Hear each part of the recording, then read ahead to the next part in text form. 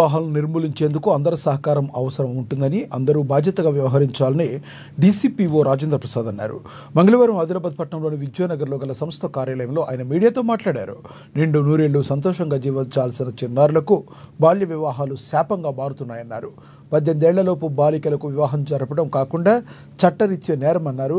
ఎక్కడైనా బాల్య వివాహం జరుగుతుందని తెలిస్తే 1098కి సమాచారం అందించాలన్నారు. బాల్య వివాహాలు లేని భారత్ కోసం అందరూ తమ సహాయ సహకారాలు అందించాలని పిలుపునిచ్చారు.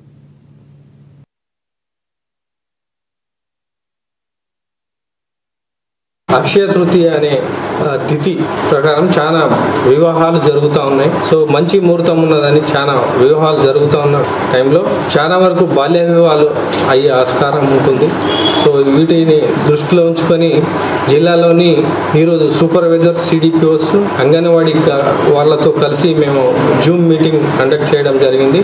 ఎక్కడైతే బాల్య వివాహాలు జరుగుతాయో వాళ్ళ జీవితాలు నాశనం అయిపోతాయి. అలాంటి టైంలో పిల్లల యొక్క వాళ్ళ హక్కులను కాపాడవలసిన బాధ్యత ప్రతి ఒక్కరిపై ఉంది. కాబట్టి ఇలాంటి సంఘటన 18 సంవత్సరాల లోపు అమ్మాయి, 21 సంవత్సరాల అబ్బాయి, ఇలాంటి వయసుకు తక్కువ ఉన్నటువంటి ఎలాంటి పెళ్లిలు ఎక్కడ ఉన్నా కూడా ఈ విషయాన్ని 109 టోల్ ఫ్రీ నంబర్కు తెలియజేయవలసిందిగా జిల్లా వాసులందరినీ విజ్ఞప్తి చేయడం జరుగుతుంది. సో దీంతో పాటు మనకు బాల్య వివాహ ముక్త భారత్ మన ప్రభుత్వం ద్వారా మనం చేస్తున్నాం. కాబట్టి ఈ 2030 వరకు బాల్య వివాహాలు లేనటువంటి భారతదేశంగా కృషి చేయడానికి అందరు సహకరించాలని, ముఖ్యంగా ఎక్కడైతే బాల్య వివాహాలు జరుగుతాయో వాళ్ళ జీవితాలలో చిరునవ్వును వాళ్ళు కోల్పోతూ ఉంటారు.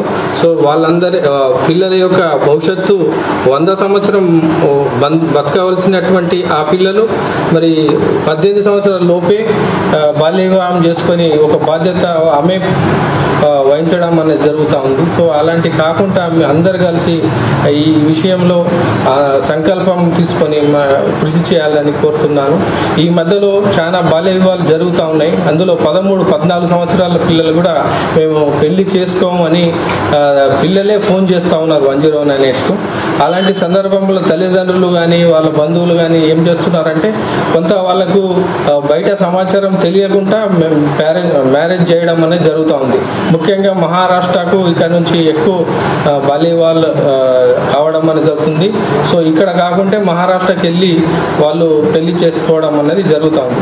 సో వీటన్నిటి కూడా గత నెలలో మనం 8 బాల్య వివాహాలు ఆపడం జరిగింది. అందులో 2 కేసులలో బాల్య వివాహం జరిగిన తర్వాత వాళ్ళు ఎఫ్ఐఆర్ కూడా చేయడం అనేది జరిగింది.